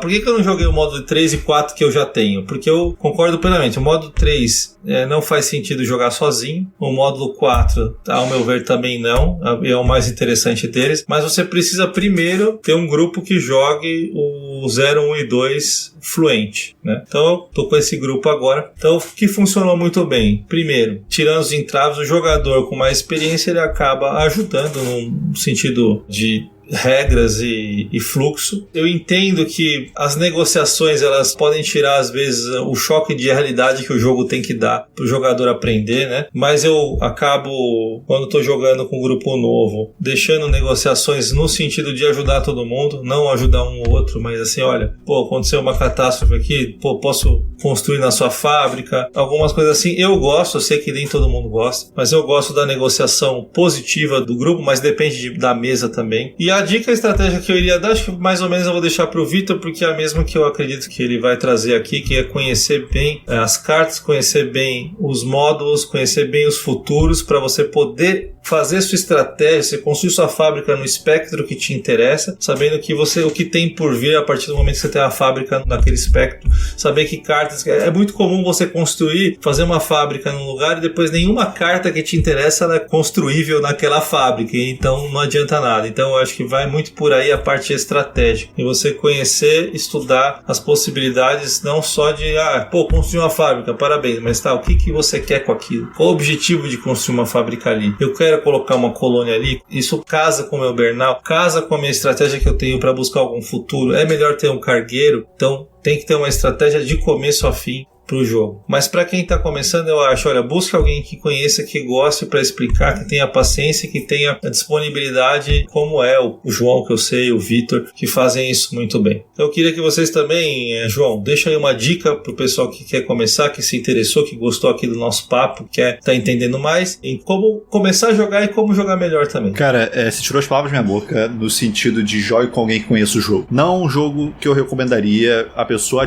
fui ali na loja, achei uma caixinha bonita, vamos sentar e aprender o jogo. As pessoas não têm capacidade de fazer isso, lógico que tem, mas eu acho que a barreira de entrada pode ser tão grande que se torna uma experiência frustrante, porque é um jogo que tem tanto conceito e, como o Vitor colocou, tem um jeito de ser escrito manual que não é tão streamline para a pessoa ir consultar um conceito que ela precisa. Às vezes, assim, o Player Aid é muito bom, mas o manual às vezes é difícil. Tipo, você, o que acontece mesmo se eu fizer isso, que um jogo que, como o Kish colocou, já é um jogo muito longo, você vai perder também um tempo a mais só de achar uma regra de alguma coisa. Então, definitivamente, jogue com alguém que conheça o jogo, que possa te orientar o que acontece aqui, o que acontece lá, para ter esse primeiro impacto com o jogo. Segunda recomendação que eu dou, que foi o que eu fiz particularmente, depois de jogar com alguém experiente e ver que você é muito ruim no jogo, mas que talvez você goste do jogo, jogue solo. A gente tem muitas opções solo, temos aí grande opção, nosso grande Vitor Caminha desenvolveu. Eu não sou um jogador solo de maneira geral, eu jogo pouquíssimos jogos solo, mas High Frontier é um que eu jogo. E por quê? Porque eu sabia as coisas que eu deixei de fazer no jogo, e o jogo, apesar de ser longo, ele não dá tempo de você fazer as coisas se você não sabe jogar o jogo. Então o modo solo serviu pra mim, pra eu identificar como é que eu conseguia fazer as coisas que eu vi o Vitor fazendo, ou que você vai ver aquela pessoa que você vê experiente fazendo. Isso é outra coisa de jogar com alguém experiente. Você vê as coisas que podem ser feitas no jogo, e você no solo vai tentar chegar naquele ponto com calma, fazendo as coisas que você identificar interessante. Por último, uma coisa, antes que eu me esqueça, que talvez vai ajudar nesse aprendizado do jogo, está em desenvolvimento um aplicativo de celular de High Frontier. Você pode se inscrever no site da Ion Games para testar. Eu tô inscrito, mas não consegui olhar isso aí. Eu recebi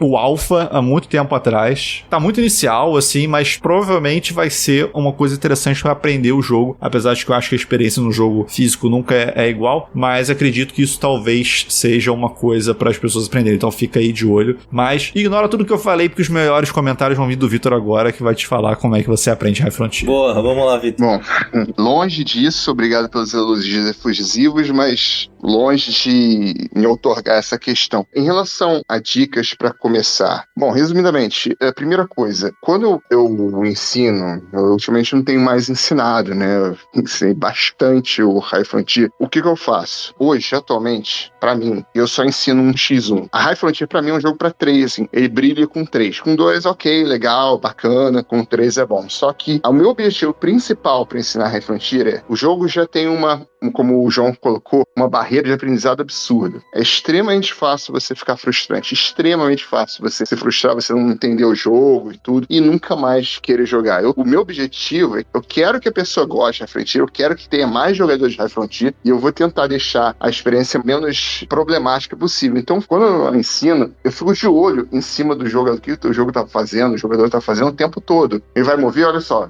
quando eu vou pra cá, olha, se fizer isso, você vai passar por isso, pode acontecer isso. Ô, Pedro, você tá indo pra onde? Você já calculou seu cálculo de combustível? Ou, você tá indo pra cá, você esqueceu que você não tem condição de reivindicar isso. Ou, quando você fizer essa fábrica, seu foguete vai ficar parado, você perdeu um componente. Então, isso, pelo menos comigo, como eu sempre ensino com todas as regras, vício meu não é a melhor forma a fazer, tá? É só porque eu tô acostumado a colocar dessa forma. É sempre ensinar um X1 ficar de olho o tempo todo. No máximo, eu diria pra uma mesa, acho legal, acho bacana, o Ricardo foi bem corajoso, ele ter mais 3 pessoas, considerei uma mesa com 3, assim, pra não ficar muito oneroso, muito longo demais o jogo, mas se tiver gente exposta, maravilha. Sobre conhecer as cartas, com certeza. Assim, eu não vou esperar que na primeira pessoa saiba por que é importante saber as cartas, o que elas fazem, o que é o lado preto. Mas eu coloco, não faça a magia de fazer uma fábrica, como vocês comentaram. Chegou lá, e aí? Fez uma fábrica, não consegue produzir nada. Na dúvida, eu falo pro jogador, veja a letra das cartas. Não sabe pra onde você vai? Vá pra uma fábrica. Faça uma fábrica onde tenha a letra mais prominente das suas cartas que você vai levar, que você tenha com você, que você consiga produzir. Geralmente dá certo. É uma guideline bem básica, mas sim, se você não sabe o que fazer, vai por esse lado, vai pela letra. Ô, Vitor, deixa eu interromper rapidinho, parênteses, aproveitando. Existe a lista de cartas que você tem no jogo, mas também pode baixar, e ali tem as cartas as cartas pretas, em quais aspectos elas são construídas, o que tem do outro lado. Então você não precisa, até você nem pode durante o jogo ficar consultando as cartas, mas você pode ver a lista. Eu acho muito saudável jogar com a lista de cartas justamente por isso. Você falar, bom, legal, uma fábrica C, eu vou poder construir esses tipos de cargueira, eu vou poder construir esses tipos de gigawatt thrusters, né, propulsores, etc. Então ter a lista de cartas à mão, eu sempre deixo uma para cada jogador, para justamente ajuda você a falar, bom, eu tenho depois como construir alguma coisa, e até você pode leiloar essa carta antes mesmo de você construir a fábrica, para já se programar para o futuro. Com certeza. Então ter a lista de cartas é uma coisa importantíssima, eu acho, para os jogadores. A lista de cartas, você colocou que tem acho no apêndice, né? Sim. Eu nunca coloquei ela em jogo porque queria diminuir o volume de informação, mas se a pessoa tá disposta, super top, super válido. O que eu coloquei nem era para ver todas as cartas, assim. Você tem um robonauta operacional com os apoios, você tem a refinaria e tem um propulsor operante. Isso aqui é industrializar. Assim, é só para você olhar as cartas que você tem na mão ou já lançadas, ver as letras em comum e vai lá. Então, escolhe, você não sabe, você não faz a menor ideia que você faz. Na dúvida, pega um local na qual você vai conseguir produzir mais. Já tem a patente na mão, né? Embora aquela coisa, né? Às vezes, uma única carta pode mudar toda a sua estratégia. Assim, por exemplo, tem várias cartas que vão ser produzidas em fábrica D ou V, mas já tenho aquele robonauta C que, uma vez produzido, vai me dar Igeru 0. Puxa, com isso eu posso ir para a Lua, no platô Star, fazer uma fábrica H. Então isso pode mudar tudo. Mas assim, não sabe o que fazer, uma boa guideline é olhar as cartas que você já tem para ver para onde que faz. Não simplesmente, quero ir para a Europa porque é bonitinho. Não faça isso, por favor. E um conselho um pouco mais radical que eu falo, assim, porque eu já vi isso muito acontecer. Hoje em dia eu sou mais, assim, militante para evitar isso. Eu falo pro jogador, não vá para Marte, esquece Marte. Faz de conta que Marte é um deserto radiativo, não vai para lá não. Por quê? Eu já cansei de ver pessoas indo para Marte porque é fácil chegar, mas depois de ficar vários e vários turnos lá rodados, não conseguindo sair do planeta, se frustrando por causa da dificuldade de sair. É perfeitamente possível você começar com Marte, mas assim, o problema é você saber como. Então, para evitar essa dor de cabeça, eu aconselho, evita Marte, vai para um asteroide. Na dúvida, vai para os asteroides da zona heliocêntrica de Ceres e se diverte por lá. Vai dar menos problema, vai ter menos dor de cabeça, é uma coisa que eu coloco, né? E, finalmente, geralmente, para quem quer conhecer, começar só com até o módulo 0, não pensar no módulo 1 e 2 ainda, porque é muita coisa. A mestre tem um maluco que nem eu que queira ensinar tudo de uma vez, porque quer ver se a pessoa realmente vai estar interessada, né? E, embora eu reconheça, não é a forma ideal de ensinar com tudo, entendeu? Mas, idealmente, se fosse para sugerir, vai ver as regras até o módulo 0, ou se quiser ainda assim, um pouco mais rescaldado, só a corrida pela glória, e ver se vai ter interesse. Tá. Acho que pode cobrir toda essa questão. Futuro, eu nem menciono assim a primeira partida, eu posso mostrar, estou fazendo esse futuro, olha o que pode fazer, porque a pessoa vai estar tão perdida com tanto detalhe do futuro que eu prefiro que a pessoa aprenda melhor os conceitos base do que já usar, pensar no Terawatt e tudo. Se ela tiver condição, dou todo apoio, mas eu fico preocupado de não sobrecarregar o jogador pela primeira vez. Então, assim, seja humilde, faça os primeiros passos iniciais com menos ambição e vai crescendo, entendeu? Tem que ter paciência, não tem muito atalho rápido nesse jogo, não. Perfeito, Vitor. Pô, obrigado. Vamos fazer o seguinte, vamos fazer umas considerações finais, então, acho que mensagem sobre High Frontier, o que você quer falar para finalizar, para tentar fechar esse podcast, estimular as pessoas a começar a jogar, e qualquer recado que quiser deixar aí, contato, por favor, também aproveitem aqui o espaço. Começar aí com o João. Considerações finais, meu amigo. Cara, acho que a gente já falou muita coisa. Recado final seria jogue High Frontier. É uma experiência board gamesística inigualável. Acho que não se compara. Eu joguei outros épicos já. Épicos que são talvez um pouco mais Ameritrash, se gostarem dessa comparação. Mas pra mim, particularmente, High Frontier é uma experiência de board game única. Pra quem gosta do tema, pra quem gosta do estilo de jogo. Obviamente não é pra todo mundo, mas eu sempre, até comigo mesmo, eu sempre tento todos os jogos uma vez. Até com o Birds, quando o Pedro convida a gente, né, aqui pra jogar no BGA. Jogamos.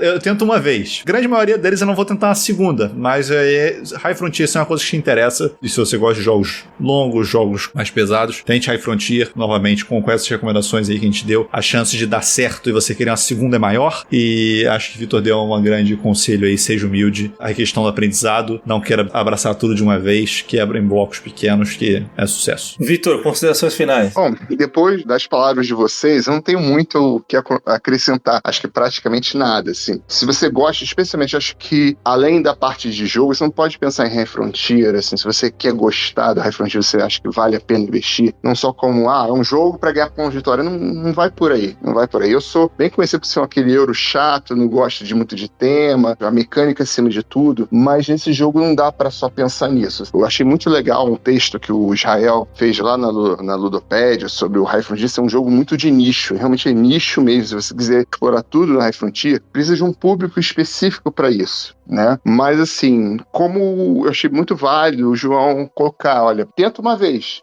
Não gostou? Tudo bem, mas você tentou, você conheceu. Teve vários jogadores que não gostaram, mas gostaram da experiência de conhecer algo tão diferente como esse mapa tão diferenciado, a parte temática, o capricho que teve o autor com os detalhes astronômicos, da astrofísica, que você não acha em outros lugares.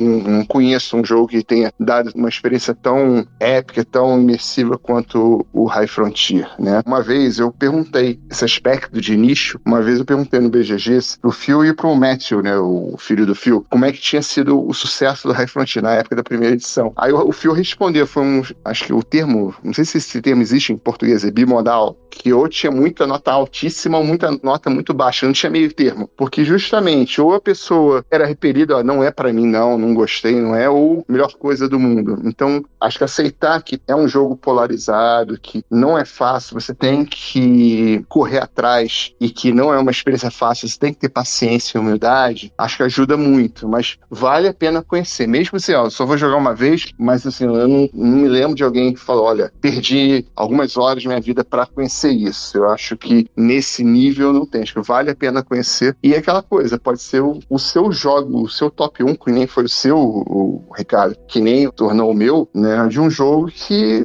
inicialmente já um jogo espacial, vamos ver como é que é. É isso aí. Entendeu? Assim, não tenha medo de conhecer o jogo. Perfeito. Se você nos acompanhou até aqui, o que eu tenho para dizer, High Frontier é uma experiência com todas as características que foram faladas. Ela é épica, ela é temática, ela é imersiva e ela, para mim, é muito prazerosa. Tente o jogo para ver qual vai ser essa experiência para você. Claro, depende de mesa, depende de quem tá jogando junto, quem vai explicar, mas não deixe de ter, pessoal, não deixe de experimentar. É um jogo que a gente já falou, ele não tem falhas em termos temáticos, porque ela foi feita com muito cuidado, foi feito com muita dedicação ao longo de muitos anos, então só por isso já vale a pena a experiência. Mas, de novo, é uma oportunidade que você tem talvez de encontrar algo que você queira e goste de investir algumas horas da sua vida para fazer. Então é isso que eu faço. E claro, quero agradecer imensamente. João, meu irmão, muito obrigado. Saudades que eu tava de ouvir sua voz, de falar com você. Tenho saudade do podcast. Quem nunca ouviu, o Pesado ao Cubo ainda tá no ar, né? Os episódios que eles gravaram até agora. Um abraço pros filhos, pro Mário também. Sinto muita falta aí de escutar toda semana vocês. E, meu irmão, muito obrigado pela participação que você teve aqui. Vitor, também muito obrigado, cara, foi muito bom ter esse papo, a gente começa a se empolgar aqui, porque a gente gosta muito do jogo, quer falar, acho que daria para falar muito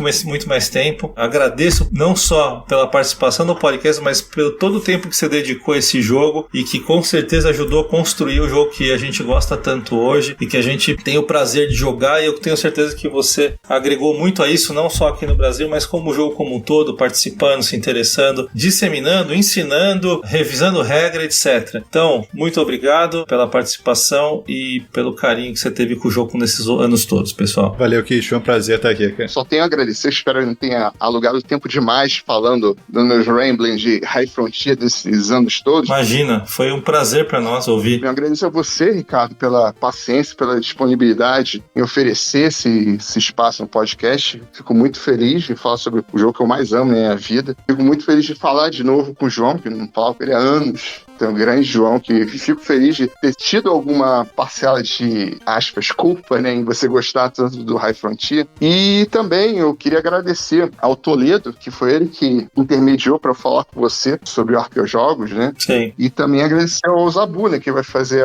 a edição. É isso. Eu cheguei a conversar um pouco com o Zabu na época do Telegram, que tinha um chat, muito gente boa. E eu espero que realmente esse podcast seja útil para as pessoas que queiram saber mais sobre o High Frontier. Um grande abraço para você. vocês. Obrigado, Vitor. Excelente. Então, pessoal, ficamos por aqui. Ó, entre em contato, manda mensagem aí pra nós, pra tirar dúvidas, pra qualquer questão, ou pra contar as experiências, vamos interagir, que esse é o intuito do podcast aqui, interagir com vocês e criar as experiências juntos. Obrigado, até o próximo episódio, um abraço a todos.